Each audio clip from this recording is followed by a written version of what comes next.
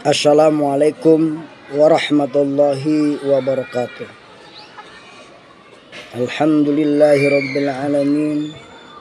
Wa bihi nasta'inu ala umuri dunya waddin. Wala hawla wala quwwata illa billahil aliyyil azim.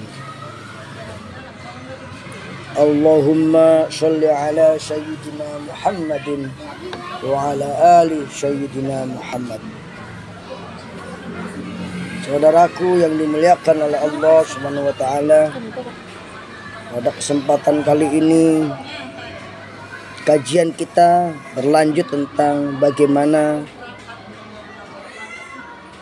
seseorang bisa mendapatkan baunya surga ketika kita berdoa kepada Allah Subhanahu wa taala.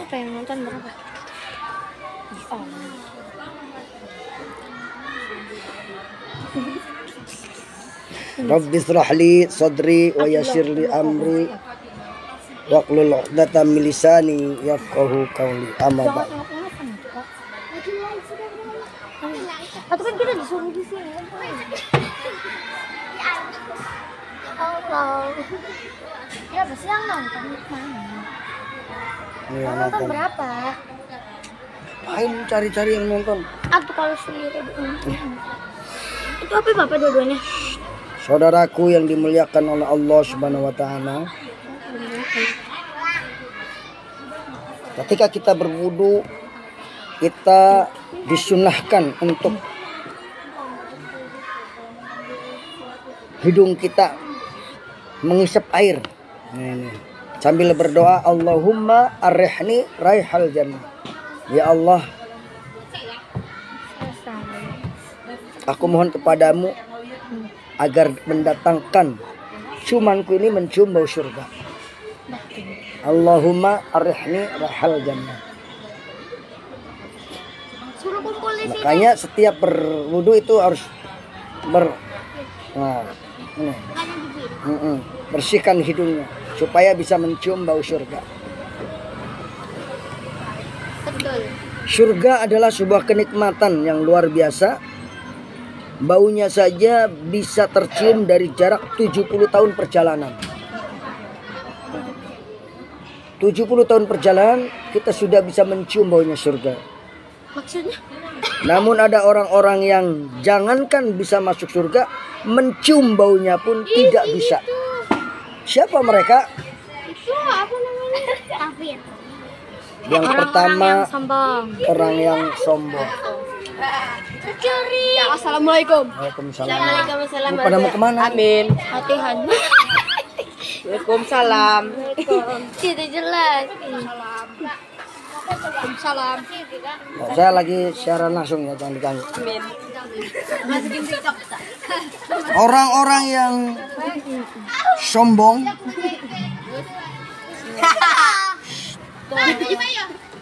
tidak akan bisa mencium baunya surga. Emang iya. Cantiknya, kok disombong Pak? Karena apa? Karena baunya surga tidak bisa ditembus oleh orang-orang yang sombong tersebut. Ya kan. Ada di gunung. Keciprat dong, guys. Tidaklah seorang laki-laki meninggal dunia ketika ia meninggal dalam keadaan hatinya terdapat sebiji sawi sifat sombong, akan halal baginya mencium bau surga atau melihatnya. Lalu seorang laki-laki dari Quraisy bertanya kepada Rasulullah, "Wahai Rasulullah, saya benar-benar menyukai keelokan dan mengembarinya sehingga pada gantungan cemetiku juga pada tali sendalku." Rasulullah SAW bersabda, "Itu tidak termasuk kesombongan. Sungguhnya Allah Azza wa Jalla itu indah dan menyukai keindahan. Tetapi kesombongan itu adalah siapa yang menolak kebenaran dan meremehkan manusia dengan kedua matanya." Orang yang sombong adalah orang yang lagi rekaman, jangan dengar. Orang yang sombong adalah orang yang menolak kebenaran. Bapak gak ngajar? dan orang yang memalingkan kedua matanya dari manusia. Ini ciri-ciri orang yang sombong. Yang kedua adalah orang yang mencari ilmu akhirat tapi untuk dunia. Seorang yang mencari ilmu akhirat tetapi untuk dunia, maka dia tidak akan bisa melihat atau mencium bau surga. Bagaimana sabda Rasulullah SAW, barang siapa yang menuntut ilmu yang seharusnya untuk Allah, namun ia tidak menuntutnya kecuali untuk mencari dunia, maka pada hari kiamat ia tidak akan mendapatkan bau surga.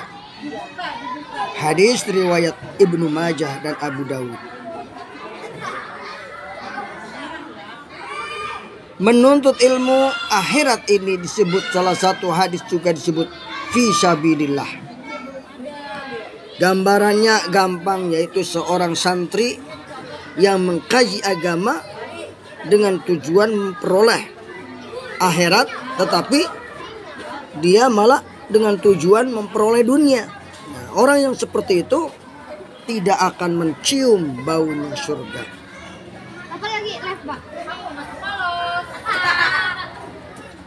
Yang ketiga yaitu orang yang menisbatkan nasabnya bukan kepada ayahnya. Amin. Orang yang menisbatkan nasabnya bukan kepada ayahnya, maka diharamkan masuk surga. Nasab merupakan salah satu hal yang harus dijaga oleh Islam. Orang yang mengaku sebagai anak orang lain yang bukan ayahnya, ia juga mendapat ancaman tidak akan mendapatkan baunya surga. Karena itu Islam melarang umat Islam menisbahkan kepada nama orang tua angkatnya. Barang siapa yang mengaku keturunan dari orang lain yang bukan ayahnya sendiri, tidak akan mendapatkan bau surga. Padahal bau surga telah tercium jaraknya 70 tahun atau 70 tahun perjalanan. Hadis riwayat Ahmad dalam kitab Sahih. Yang keempat, yang tidak bisa atau tidak mendapatkan atau tidak mencium baunya surga adalah wanita yang berpakaian tapi telanjang. Hati-hati ini, bapak-bapak yang punya istri, bapak-bapak, ibu-ibu yang punya anak. Jangan sampai wanita yang berpakaian tapi telanjang itu nanti tidak akan mendapatkan baunya surga. Di zaman sekarang ini banyak sekali, saudaraku. Namun bagi Islam dianggap orang itu telanjang, tapi bagi zaman modern dianggap itu modis. Dua golongan penghuni neraka yang belum pernah aku lihat. Kaum yang membawa cambuk seperti ekor sapi, sedangkan ia memukuli orang. Dan wanita-wanita yang berpakaian tapi telanjang, dan mereka berlenggak-lenggok dan bercondong dari ketaatan. Rambut mereka seperti punduk unta yang miring. Mereka tidak masuk surga dan tidak akan mencium baunya surga. Padahal sesungguhnya bau surga itu tercium dari perjalanan sejauh ini dan ini. Hadis riwayat Muslim. Hati-hati kita sebagai orang tua, hati-hati kita sebagai jalan. Ayo. Sebagai suami harus mampu mendidik istrinya, harus mampu mendidik anak perempuannya. Jangan sampai dia berpakaian menurut modis tapi telanjang menurut Islam. Na'udzubillah, summa na'udzubillah. Golongan yang kelima yang tidak bisa mencium baunya surga adalah orang-orang yang menyemir rambutnya, khususnya dengan warna hitam. Hal ini memang sepele, namun bisa menghalangi kita mencium aroma surga yang begitu indah. Dalam sebuah hadis dikatakan bahwa Rasulullah SAW bersabda, pada akhir zaman nanti akan ada orang-orang yang mengecat rambutnya dengan warna hitam seperti mayoritas dada merpati. Mereka tidak akan mendapatkan baunya surga. Hadis riwayat Abu Dawud. Sungguh luar biasa, saudaraku. Ini adalah untuk peringatan bagi bapak-bapak yang sudah tua. Jangan sampai menyemir rambutnya dengan rambut hitam atau semir hitam. Nah, saudaraku semuanya. Udah. Lagi pengajian. Saudaraku yang dimuliakan oleh Allah, golongan yang keenam yang tidak akan mencium baunya surga adalah wanita yang minta cerai tanpa alasan. Hati-hati kamu sebagai wanita, jangan sampai minta cerai sama suami kamu tanpa alasan. Karena orang yang minta cerai kepada suaminya tanpa alasan yang benar, maka dia tidak akan membawa atau tidak akan mencium baunya surga. Dalam Islam dikatakan bahwa perceraian adalah perkara yang halal, namun dibenci oleh Allah Subhanahu wa taala. Namun jika ada wanita yang minta cerai tanpa suatu alasan, maka ancamannya adalah tidak bisa mencium bau surga. Sebagaimana sabda Rasulullah, siapapun wanita yang minta tolak pada suaminya tanpa alasan, maka bau surga haram baginya. Hadis riwayat Tirmidzi, Abu Dawud, Ibnu Majah dan Ahmad. Saudaraku yang dimuliakan oleh Allah Subhanahu wa taala, golongan yang ketujuh yang tidak bisa mencium baunya surga adalah mereka yang membunuh orang yang membunuh kafir mu'ahad. Orang yang membunuh orang kafir yang tidak memerangi, bahkan orang yang membunuh kafir yang mu'ahad, maka dia tidak akan mencium baunya surga. Apalagi membunuh sesama muslim. Bunuh kafir aja yang mu'ahad tidak bisa mencium baunya surga. Saudaraku yang dimuliakan oleh Allah, itulah 7 golongan yang tidak bisa mencium baunya surga. Yang pertama adalah orang-orang yang sombong. Yang kedua adalah orang yang mencari ilmu akhirat tetapi tujuan dunia.